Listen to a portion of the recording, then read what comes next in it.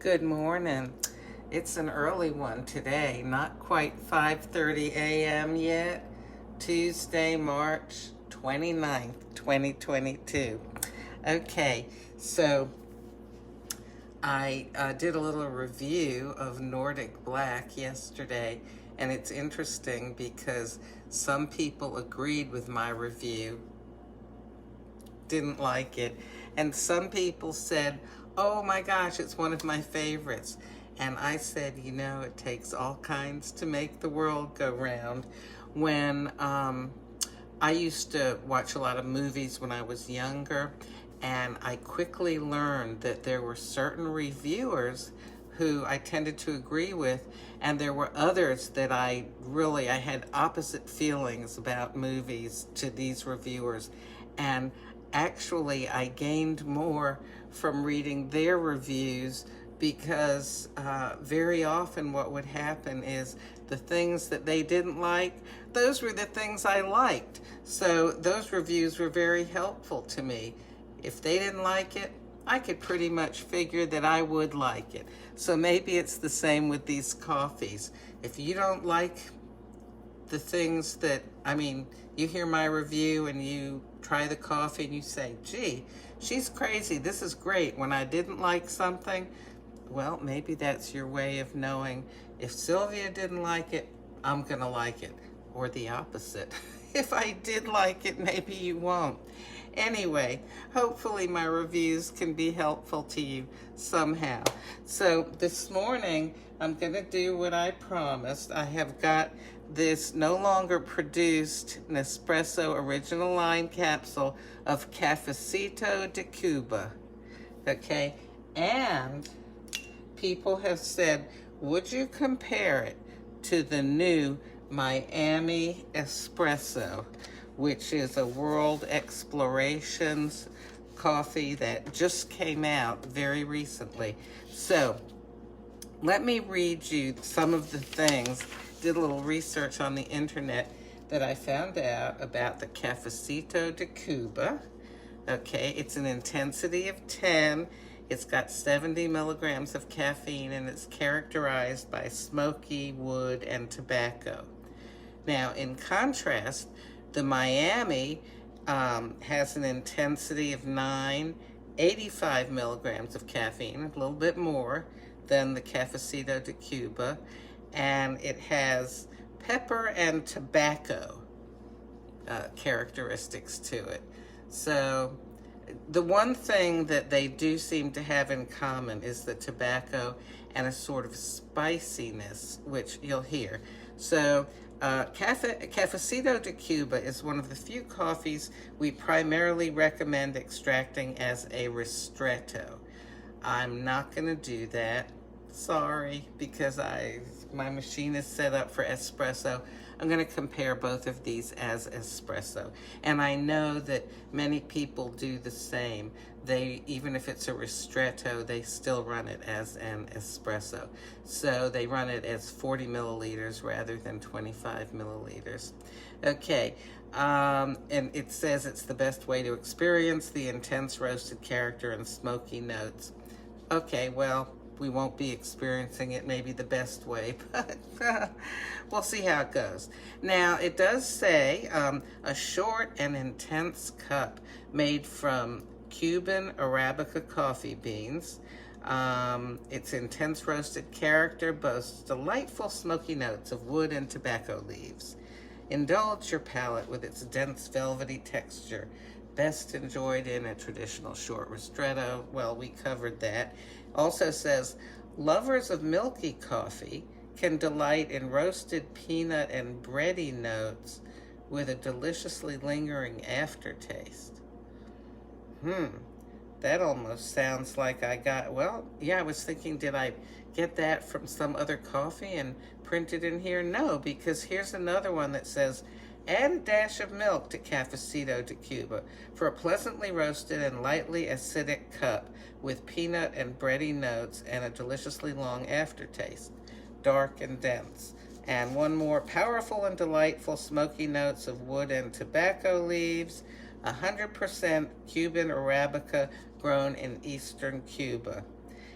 And another one, the last one, said, if you pay attention while sipping it, you might feel tobacco and maybe citrus hints, and it leaves you with a brief, slightly spicy aftertaste. All right, so kind of a little bit all over the place. Okay, so I've got 2 cups here. Okay, so I've got the Cafecito de Cuba and the Miami, and I'll read you about the Miami in just a minute. So I'm going to use the clear spoon for the Cafecito de Cuba, so I won't mix them up. Okay, so here we go. I'm going to do this one first. I'm looking forward to it because I enjoy an intense coffee. And there it is. Boy, if it was a ristretto, it would be, well, this is 40 milliliters. A ristretto is 25. So, golly, that would be very short, wouldn't it? This is a lungo cup, by the way. Okay, want to get every last little drop. Okay, I think that's it. Okay, so here we go.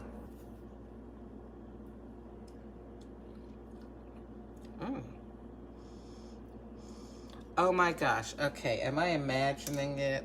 Have I been influenced by how many times I read tobacco? Or do I smell a hint of tobacco? I feel like I kind of do. Let me fold in this crema, okay.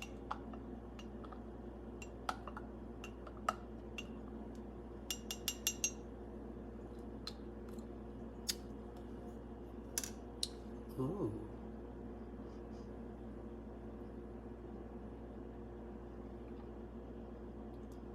Oh, this is extremely intense. And you know what's interesting to me? I'm going to leave the spoon in here so I won't forget what this is once I brew the other coffee. The stuff that in a less intense coffee that causes me not to like it, and I hope this is understandable, I hope I can find the right words, it's the hint of this intensity, but not enough intensity, and I don't like it. But if you make it, okay, how can I explain this? All right, so let's say, oh, here, this is good, all right? If you're having a chocolate cake and you like really intense chocolate flavor, but the cake is kind of weak on the chocolate, you might not like it because you're wanting more, but it's not giving you more. Sort of like the less intense coffees, that's how I feel about some of them. It's like my taste buds want more and they're searching for it, but they can't find it. I don't know how else to explain it. Well, look, let's go ahead and brew the Miami. The Miami says, okay, with its intensely roasted cereal and woody character, taste the peppery and tobacco leaf aromas packed beneath the dark crema of this espresso. A full-bodied, intense roast carrying delightful roasted, woody, and cereal notes complemented by a dark crema. Okay, and if you want to read more about Miami, of course, that is on sale now by Nespresso.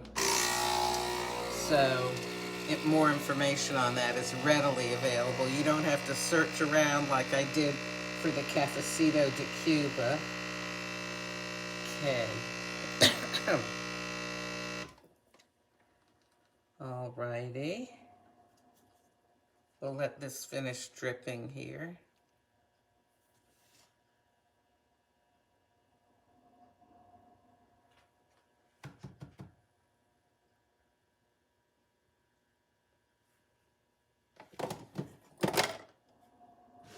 Okay. So here is our Miami.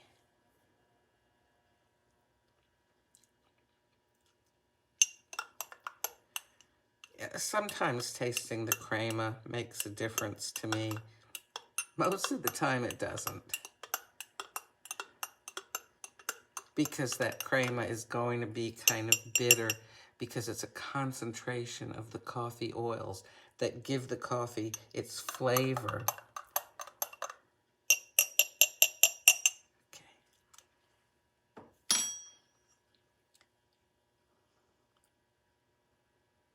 This has a different aroma to me. Okay, let me give this a sip. I'm not detecting tobacco like I did.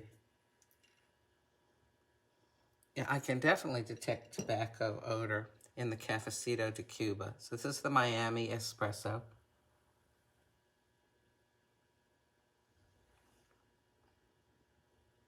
You know what?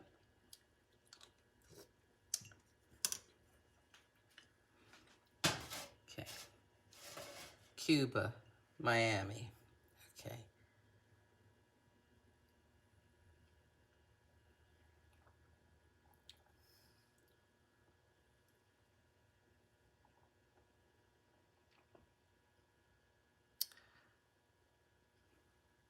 You know, it's interesting. One second.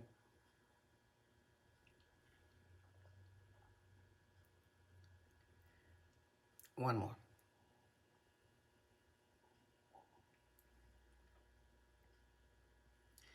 They're very similar. You know what? Let me froth up some milk here. And also, where is it? So I was reading that one way to have this is to sprinkle a little brown sugar on top. So I borrowed some brown, well, I'm not going to return it. I got some brown sugar from a friend. So let me sprinkle some on the Miami. Okay.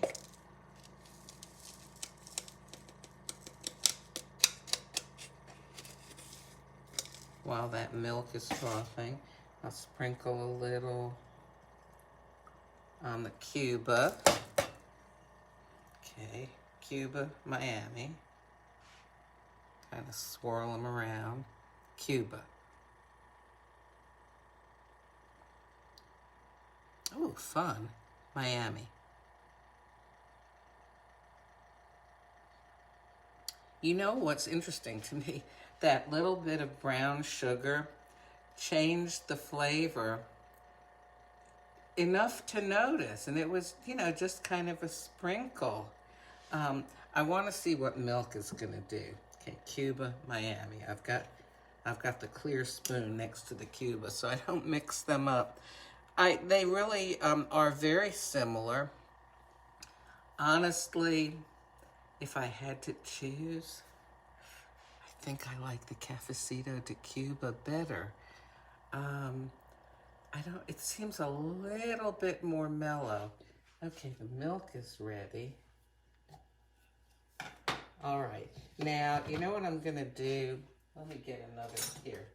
I'm gonna put in, sort of, you know, measure the milk a little bit. Actually, I'll do froth. I'll do just 1 dollop of froth in the Cuba and 1 dollop of froth in the Miami. Okay. And I'm gonna give them a stir.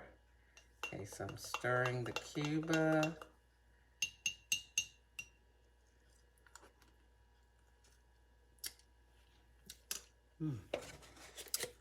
Get my sugar spoon here.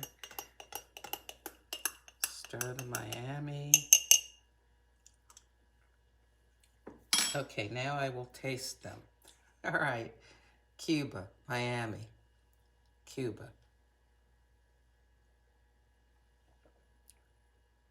It's kind of nice.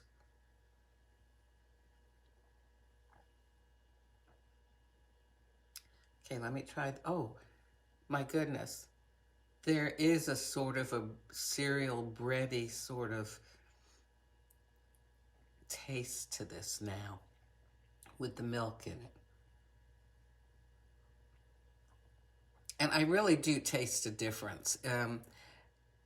Reading the description about cereal and bready, That's giving me the words to put to it. But yeah, I taste a difference. I tried this one again.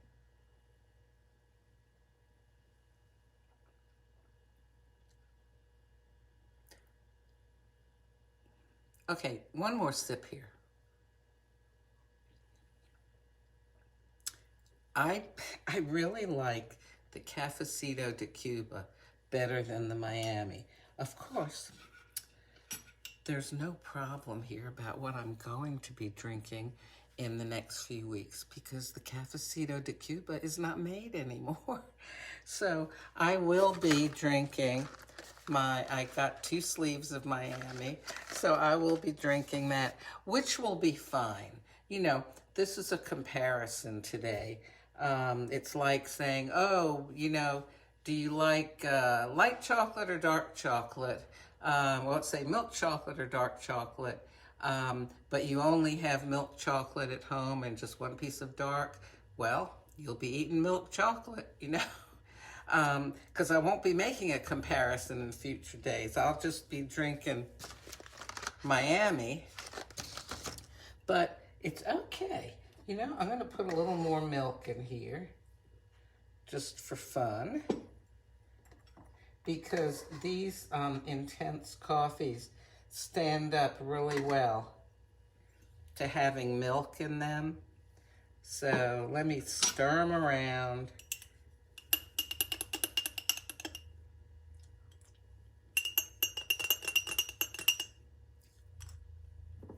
Okay, and I give one more taste to each.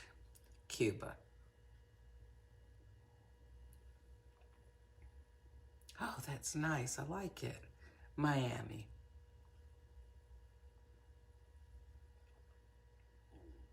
Listen, the Miami is good too.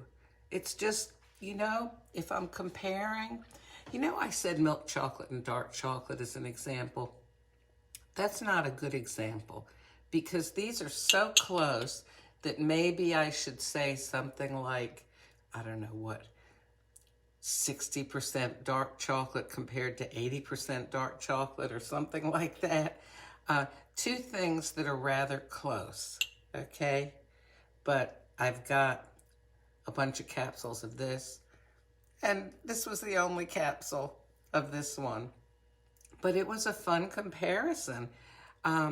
I wish that I could go someplace and have some real Cuban coffee now, because a lot of people say that, you know, that's what the Miami is reminiscent of, and I'm assuming the Cafe de Cuba, you know, but the way Cuban coffee is prepared, it's just different than from an espresso machine. I mean, would you agree? Hey, if you disagree, let me know. Let me just give one more try here. This is fun.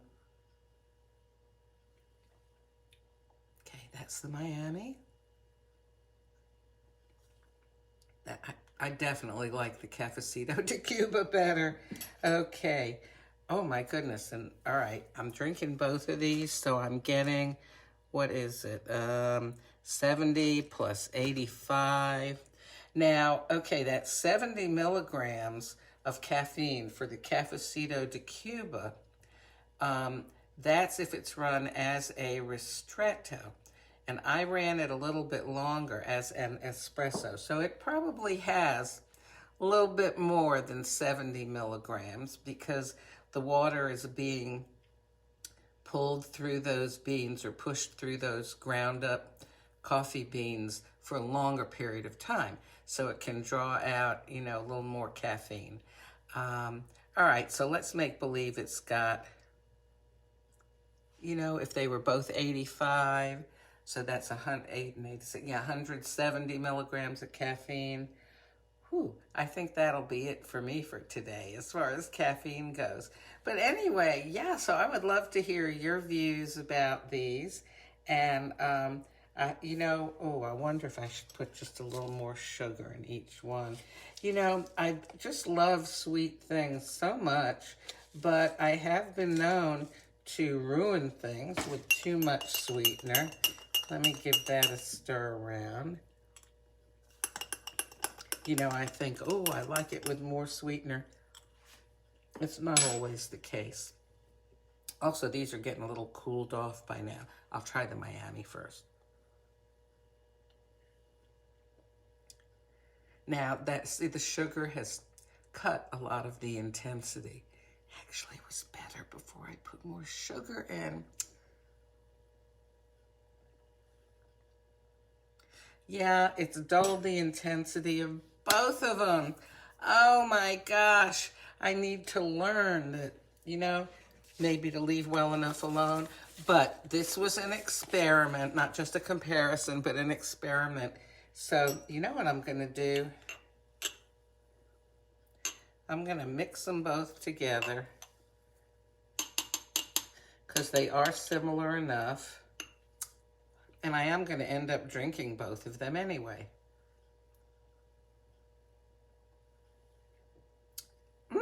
Okay, that's pretty tasty. All right, well, I hope that this helped you out or was at least enjoyable or at least not annoying. Have a great day. Oh, it's still so early in the morning.